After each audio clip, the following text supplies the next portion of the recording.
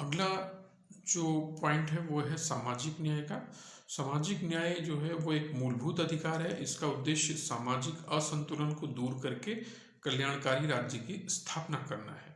इस अवधारणा के अंतर्गत समाज में विभिन्न प्रकार के जो समूह हैं, व्यक्तियों के स्पर्धाकारी हितों के मध्य संतुलन प्राप्त करके समन्वय की स्थिति प्राप्त करनी होती है। अतः संविधान के द्वारा प्रदत्त सामाजिक, आर्थिक और राजनीतिक न्याय को भारत के नागरिकों को उपलब्ध कराने में ऐसी किसी भी नीति का समर्थन संविधान के द्वारा नहीं किया जाता है जिससे जनता के बड़े समूह पर कष्टों या यातनाओं को विचारपूर्वक तरीके से थोप दिया जाए। भारतीय संविधान में सामाजिक न्याय के अंतर्गत अस्पृश्यता या अछूत प्रथा को अपराध की श्रेणी में रखा गया है। तो सामाजिक न्याय का अर्थ ये हो जाता है कि यहाँ पर जो सामाजिक असंतुलन है समाज में, जैसे सामाजिक असंतुलन है कि सामाजिक व्यवहार के अंतर्गत हम पाते हैं कि हमारे समाज में लोग जाति के आधार पर एक दूसरे से भेदभाव करते हैं। समूहों के तौर पर लोग एक दूसरे से भेदभाव करते हैं। अमुक जाति के लोग दूसरे जाति के लोगों से बात नहीं कर रहे हैं, अमुक गांव के लोग दूसरे गांव के लोगों के साथ संबंध नहीं रख रहे हैं। लेकिन सामाजिक न्याय की जो अवधारणा है वो हमें सिखाती है कि किसी भी प्रकार के जो इस सामाजिक असंतुलन है इनको दूर किया जाए। इसीलिए आपने पढ़ा कि अछूत प्रथा, अस्पृश्यता जो थी पहले भारत में एक लंबे समय तक एक प्रथा मौजूद रही है कि कुछ जाति के लोगों को छू देने से सवर्ण जाति के लोग जो थे वो अपने आप को सोचते थे कि वो गंदे हो जाएंगे, इसलिए उसको अछूत प्रथा के नाम से जाना जाता है। लेकिन आज उसको भारतीय संविधान ने उसको अपराध घोषित कर दिया, क्राइम है। आज से 100 साल पहले वो क्राइम नहीं था, लेकिन अब क्राइम है भारतीय संविधान के आने के बाद।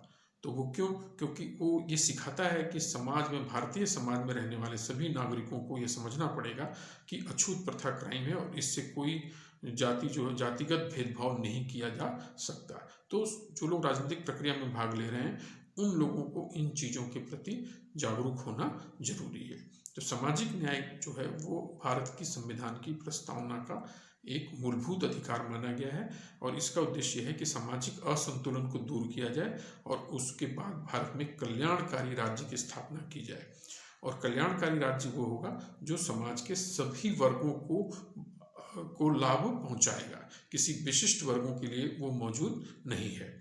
इसलिए सरकार और राज्य की अवधारणा जो कहती है कि चूंकि सभी लोगों को लाभ देना है आपको, तो जो भी विभिन्न समूह हैं या व्यक्ति हैं हमारे समाज के अंदर और उनके जो इंटरेस्ट्स होते हैं, उन इंटरेस्ट के बीच में एक बैलेंस ढूंढने की जरूरत होती है और संतुलन प्राप्त किया जाए, और ताकि हम एक ऐसी स्थिति को प्राप्त कर सकें जहां पर लोग एक दूसरे के साथ हार्मोनी स्थापित कर जाए, एक समन्वय बन जाए उनके बीच में। तो तब जाकर हम आगे प्रोग्रेस कर पाएंगे। अब अन्यथा यदि आप छोटे मोटे सामाजिक व्यवहार के अंतर्गत लोग एक दूसरे से लड़ाई लड़ना शुरू कर देंगे जातिगत आधारों पर या अन्य आधारों पर, तो उसका खामियाजा पूरे राष्ट्र को भुगतना पड़ सकता है। तो इस सामाजिक न्याय की अवधारणा आपको ये समझाती है कि किस तरीके से समाज में सभी वर्गों के बीच में न्याय की अवधारणा उपलब्ध हो।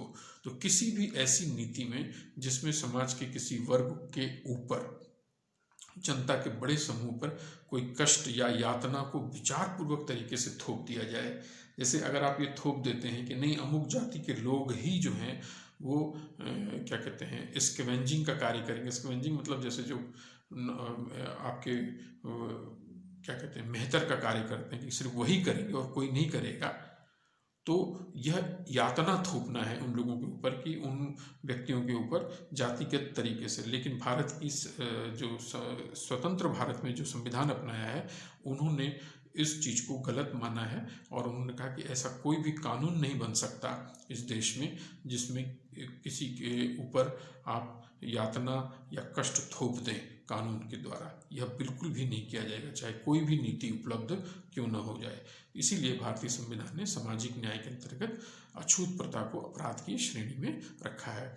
इसलिए किसी के खान पान पर या किसी की वेशभूषा पर और किसी के जैसे विवाह संबंधी मैटर पर सरकार के द्वारा कोई कानून नहीं बनता। जो जैसे खाना चाहे, जो जैसे रहना चाहे, जो जैसी ड्रेस पहनना चाहे, सरकार उसको अनुमति प्रदान करती है। तो आप पाएंगे कि जैसे विभिन्न प्रकार की जनजातियां हैं, वो अपना ड्रेस पहन रही हैं इसी देश में, उनको भी स्वतंत्रता मिली हुई है।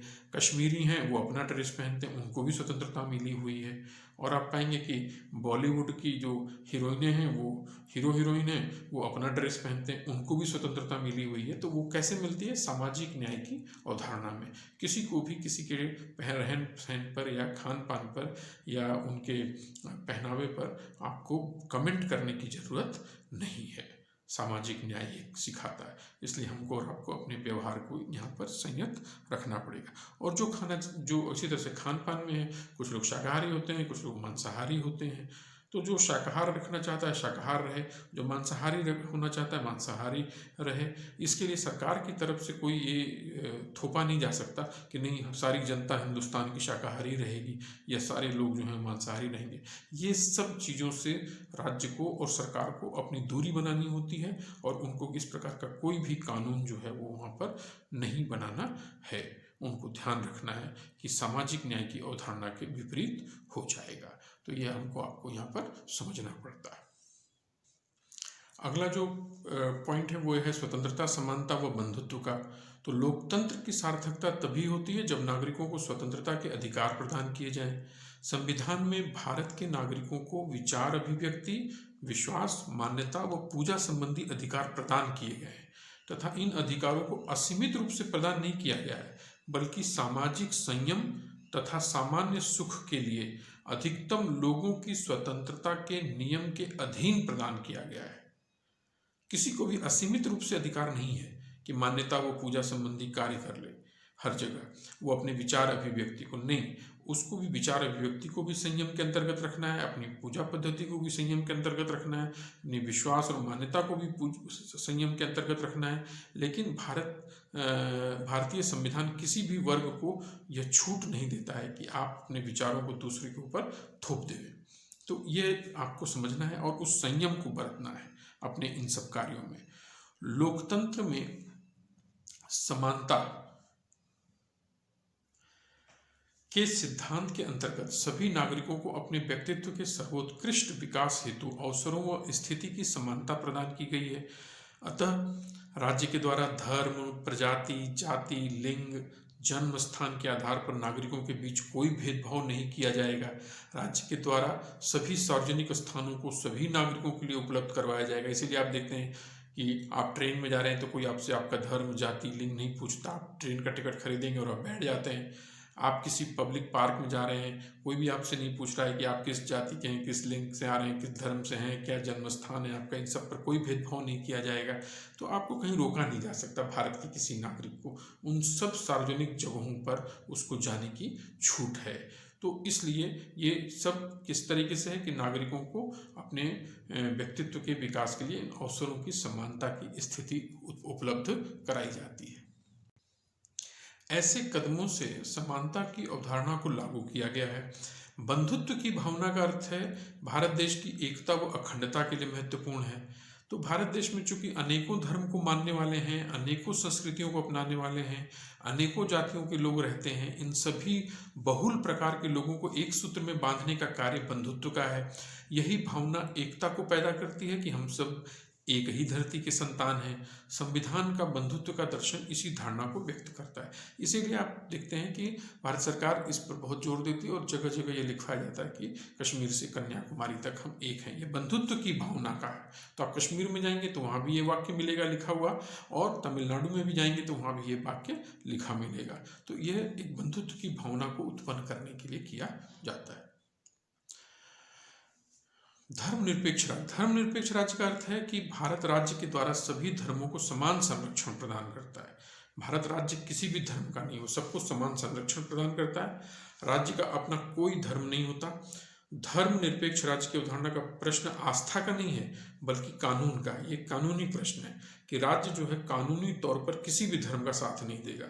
संविधान की यह विशेषता अत्यंत खास है। क्योंकि भारत के सभी पड़ोसी देशों जैसे पाकिस्तान, बांग्लादेश, श्रीलंका, बर्मा के द्वारा एक विशिष्ट धर्म को राज्य का धर्म घोषित किया गया है, जबकि भारत का राज्य सभी धर्मों को समान आदर प्रदान करता है।